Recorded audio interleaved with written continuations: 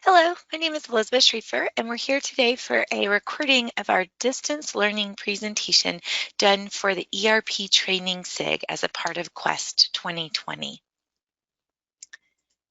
The distance learning has been a hot topic for us, and so we've talked about it a few times over the years with our training SIG. So we're excited today to talk about it as it has become even more pertinent and relevant to so many of us trainers as we move our programs online during the COVID era. This is me right here. I am a part of iLearn ERP, and we're celebrating our 10th anniversary this year. I run delivery services for iLearn and spend a great deal of my time structuring programs around both online e-learning and online live training. Our agenda for today is to go through a handful of real-life examples of how we've moved programs online, both because they needed to be online from a logistical standpoint and those that moved online due to recent pandemic. I'm going to go through 3 examples in a business process change, and I want to highlight the reasons that we chose different mediums and methods for these particular models, as well as some ideas that might help your next event come off with a little bit more, we'll say pizzazz, and a little bit more learning embedded into the design and the structure of the program. So let's talk about distance learning for just a second. Most people's distance learning journey starts out pretty slow. We tend to develop distance learning on a needed basis. So it's when you have an audience that's spread out across the country, or for whatever reason, be it budget or otherwise, we have travel restrictions. If we have a group or an audience that can't spend a lot of time off their job, so they need to only take maybe an hour or 2 a day, or in many cases now, particularly as we've moved different applications to the cloud, we see some tasks that need to be shared with users that are very, very high volume of users and low complexity of tasks. And those are all great spots to have distance learning. As many people have heard with the pandemic and the changes in 2020, many organizations have accelerated their path to distance learning. The best practices that are easiest to turn to are how to run a great virtual meeting. Many people have been hosting meetings online via something like GoToMeeting and RingCentral and Zoom and those sorts of things for many, many moons. And probably the easiest foundational concept is to use your best practices for those virtual meetings. A couple that I highlighted here: do use the video. Treat the other members of the meeting and or the learning with the same respect you would if you were in person with them. Use the video so that they can see you. Be sure that everyone is available on audio. I was reading an article in addition to the one link there below on HBR about how we tend to use less manners with our virtual meetings. We mute people and we walk off and we go get more coffee, and we do those sorts of things that we would just never do in face-to-face. So using that barometer of whether you would do it in a face-to-face session is a great checkpoint to see if that behavior makes sense. One of my most favorite on this list is assign a facilitator, number 8. That is something that we have found, both meetings, but in particularly any learning event, having one or multiple facilitators for your program can make or break the day. That facilitator can assist anyone not able to get into the web meeting. If you're training on an application like an ERP, since this is the ERP SIG, they can help them with their security or their login to that particular application. They can really just handle all of those additional items, as well as provide some color commentary, help keep the presenters on track and those sorts of things. So that's probably my most favorite of the basics. There's so much great content out there right now on delivering virtual. It's almost overwhelming. One of the things we wanted to bring out here in the SIG is some of the very specific online considerations we'd like you to take a look at as you put your program online. And the biggest one is the hands-on and practice. How are you going to have learners execute practice activities, follow along with you, or have the opportunity to actually do it themselves? You know, we hear so often about whether learning styles are true and all these sorts of things, but the reality is, particularly if you're teaching software, you have to get their hands on the system, and how are you going to incorporate that into your program? I have a few examples of that coming up, lots of ways you can tackle it, but probably one of the most critical decisions that you make. With the instruction, the yellow one there in the middle, provide ample time for teaching and Q&A. We're seeing, because people are online, that they are shortening their agendas and they're shortening the duration of their training. That's fine if you want to break it up over multiple days, but don't shortchange your instruction. The learner still needs to hear those explanations. They still need to see a whiteboard, possibly like a drawing or a markup of something. They still benefit from hearing something multiple ways, seeing different diagrams and graphic organizers for the content. So make sure that you don't shortchange that instruction. Incorporate interaction and retention, the bottom two there. Make sure that you don't turn it into a complete presentation, that it's not you just lecturing to people, but that you use the features of your web meetings. That might be hand raising, it might be a poll question, it could be a survey, whatever's available to you inside of your web meeting tools one way. And then, of course, good old-fashioned just talking to everybody, calling them by name, asking them for opinion can be a great thing. For retention, the rules are very, very similar. Review often, use your check-in tools, possibly quiz, ask things like too fast, too slow, and ask your learners, both online and offline, whether they need different concepts reviewed, etc. We are all burdened by all of the other things going around us, from kids to phones to other meetings and those sorts of things. So they may share with you a little bit about what else they need to run through. And it may not be because they didn't catch it the first time. It's likely usually because multitasking has got the best of our learners. So we wanted to share today 3 go-lives and a process change for how we moved these 4 different applications online. Some were COVID and pandemic instigated, and others were programs that were online for some of those other reasons, like a disparate audience across the globe and some of those sorts of things. So let's dig into a couple of examples on this. First one, a flipped classroom. Now, if you're in the learning world on a regular basis, you've probably heard of the flipped classroom. We used it for an AP automation project. In the flipped classroom, what we did is we introduced the process and the demonstration of the tool. Then we gave them e-learning assignments. So those were both available online along with practice opportunities. So we distributed their ID. So this whole package of learning that came to them prior to the live session. So we welcomed them, gave them their login, had them take some e-learning, had them do some video learning, and then brought them into a live session. In the live session, it went much faster, right? You establish that learning concept, then you're working together with the concepts and the learning and practice. And then we provided a support session as we moved folks into their AP automation. At its very most basic understanding, it's getting students prepared before class, and then during class, giving them the application to the opportunity to apply their learning and have a discussion about that learning. And then afterwards, they have opportunities to check their learning. That could be a survey or a quiz, but is most often practical business scenarios where they can use it. This concept is meant to provide a higher order thinking that occurs in the during and after phases, because you have set the base knowledge during the before.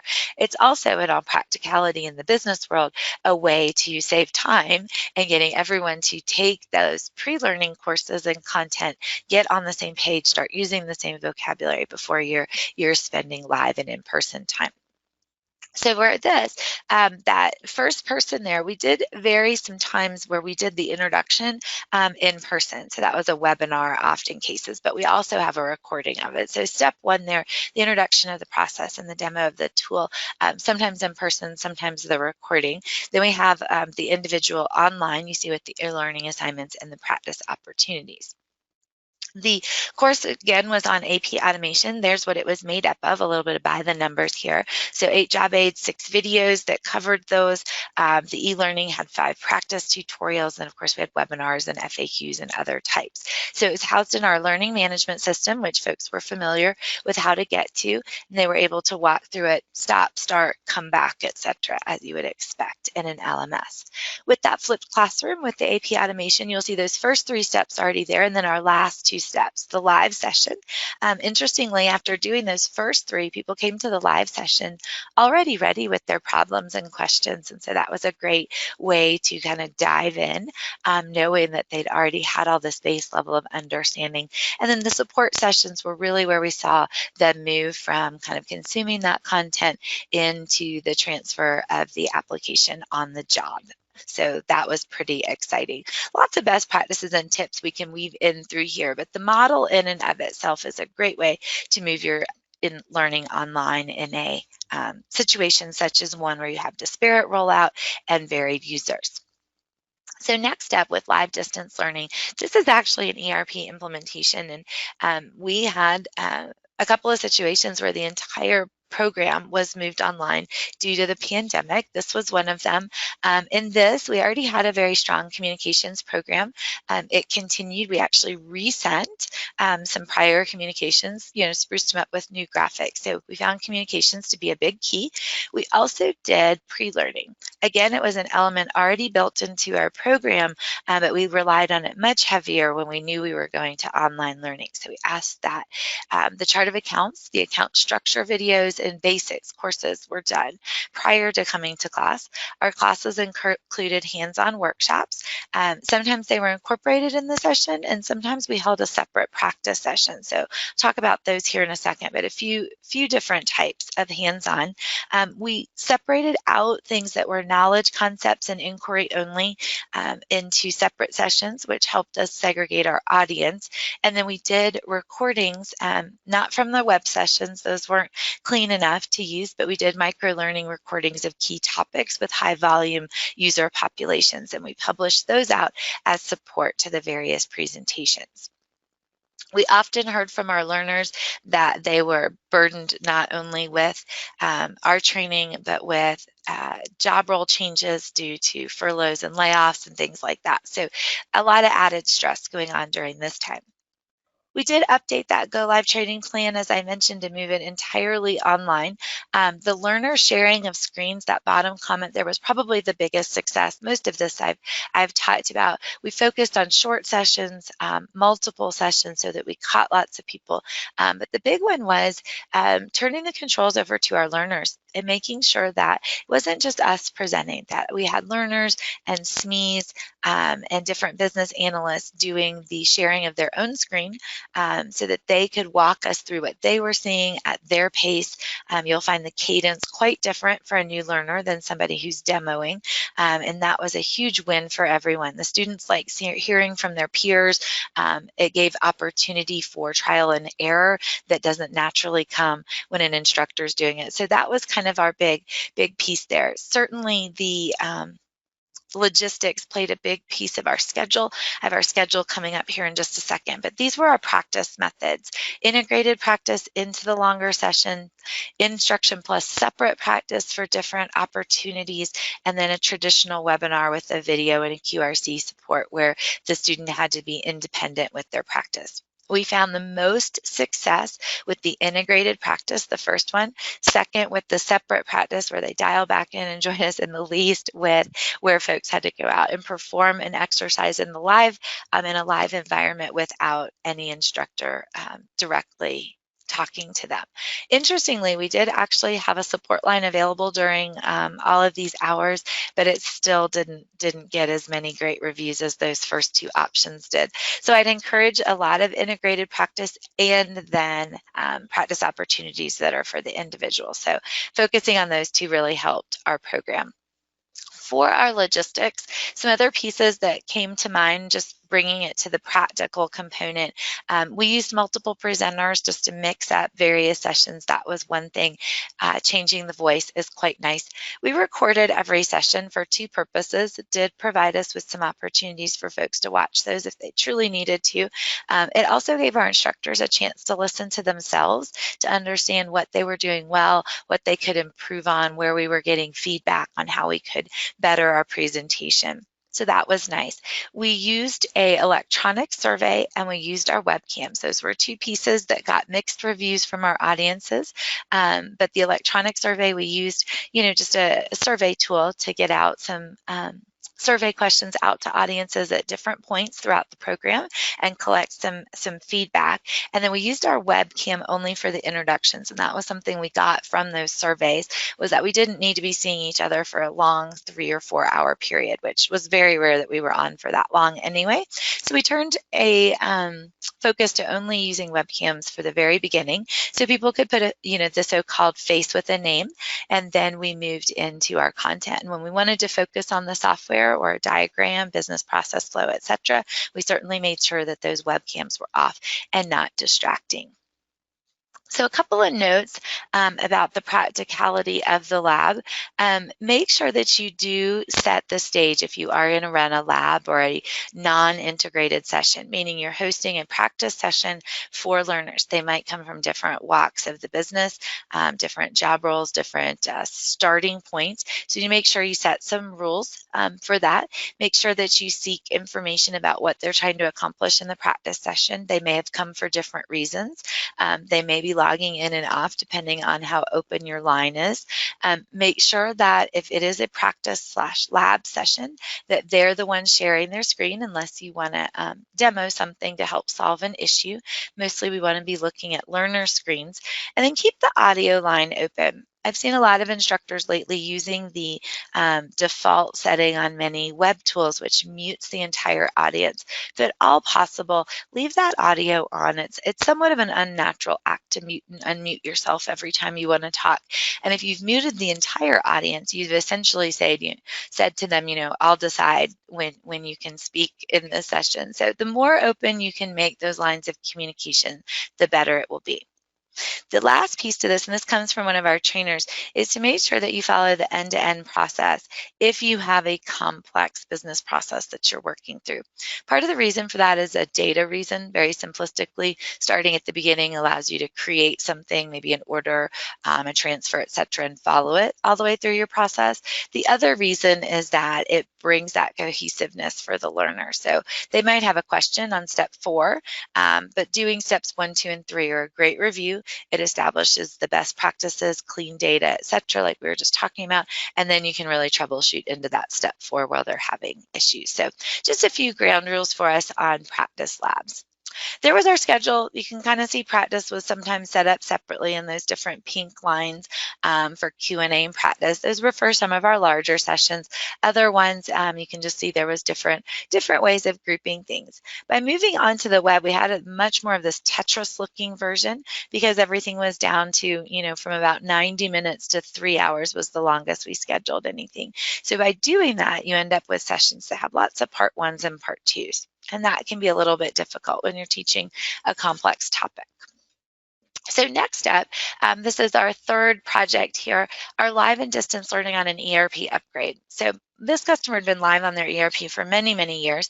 They had planned live training for that particular upgrade and had to move the entire program onto the web. So similar to the one we just talked about, but they chose some different models for how to execute. These folks have a significant change leadership program. So in the prior one, you heard me talk a lot about communications being a strength. And this one, there's some very, very hands-on tactical change leadership actions. And so those were very supportive of our learning programs.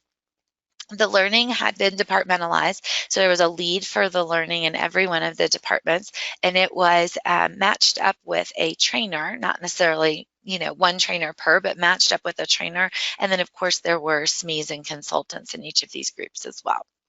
The 4 choices that the different groups went through, they could go e-learning only, they could do in-person, where they have practice opportunities, classroom learning, just regular instructor style. And then many of them, if they were essential workers in different manufacturing facilities, were also able to include some OJT.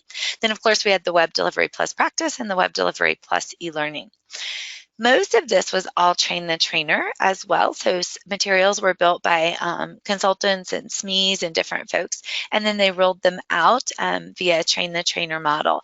And that really focused on it being all about the who. So one of the most important pieces that came through with this upgrade was how we segregated out all of the different audiences. Now, we had a big team, lots of departments here, so we were able to really differentiate among the audiences, and you'll see some of them here. With the warehouse, with lots and lots of restrictions, again, essential workers, so they were at the warehouse, but not necessarily able to sit in the same room with each other, depending on the size of that room. We had some in-person opportunities because we had some people who were actually in the warehouse. So just a lot of different variation with them. For that, they also decided to keep a number of tasks as just on-the-job training, and they didn't even start them until they started to approach go live. So while we may have done some sessions previously, they just punted a few of those straight to OJT. In finance and ops, so more of your office worker, your knowledge tape workers, they did want live training, and we delivered on that both via the web, virtual-led instructor training, meaning they were in a room and the instructor was somewhere else, happened, and then just lots of webinars. So most of these groups chose different variations of webinars and business process run-throughs. We did end up with some different documentation requirements for SOPs and things like that we were able to expand during this time period. And that was given a huge plus in some of our evaluations, that those documents allowed them to turn to those practice opportunities and actually walk through in the system themselves. A key note here is that most of these individuals had been on the system before. In many cases, obviously it's an upgrade, right? So they were a little more comfortable going out and practicing on their own. Some of our logistical challenges, the scan guns, always one. Do you emulate that? Do you put it in something like a UPK or a Captivate? Do you go to OGT? So that was one that certainly was a logistical challenge for us. It was primary hardware for a number of our audiences. We had learners that were working on site. So due to various essential job definitions and management requirements, we had people on site and remote from their house, and then remote from different parts of on-site locations, which made for a strange mix during a webinar. COVID rules meant that sometimes we had two people sitting in two offices next to each other who could shout to each other, but we couldn't necessarily see them. So again, a little bit of an odd scenario there on the webinar.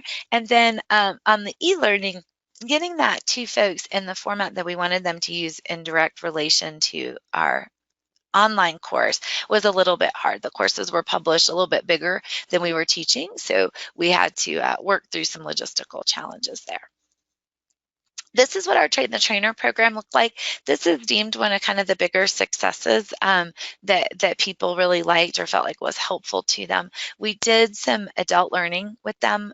It was originally meant to be, how to deliver a great class in person, and we changed it to, of course, being on the web. We focused a lot on that yellow item there in the middle, how to deal with the logistics. So within the pandemic, the rules, best practices for the web, those sorts of things.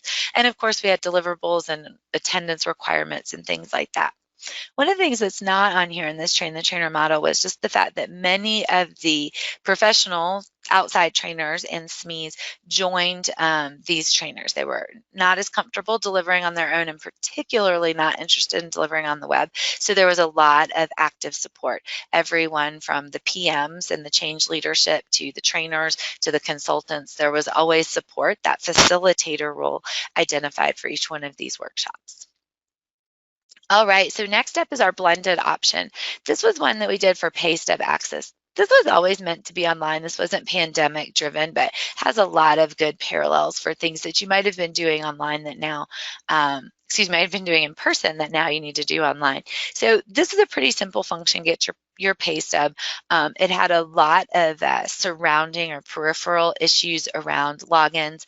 Where can people access hourly employees and contract employees that were not necessarily in the Active Directory with access to certain SharePoints and Microsoft Teams and things like that. So lots of surrounding pieces, but ultimately in the end, we were trying to get to pay stub access. We had a pretty heavy communication program here, lots of legal and important communication components in many union shops in this scenario.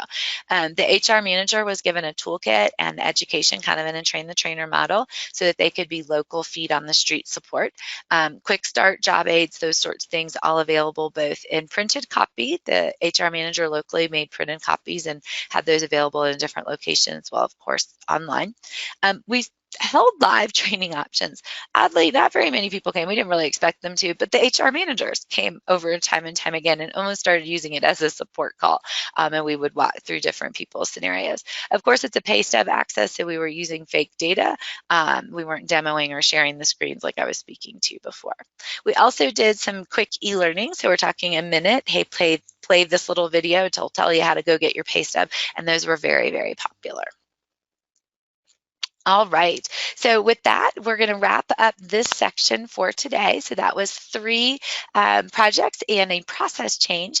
And then next up, it's going to be in part 2 of this video series are going to be tips and tricks for actually delivering these items out to our community. So thanks for joining me today. Take a look at that part 2 video for detailed and practical tips and tricks for delivering your online learning program.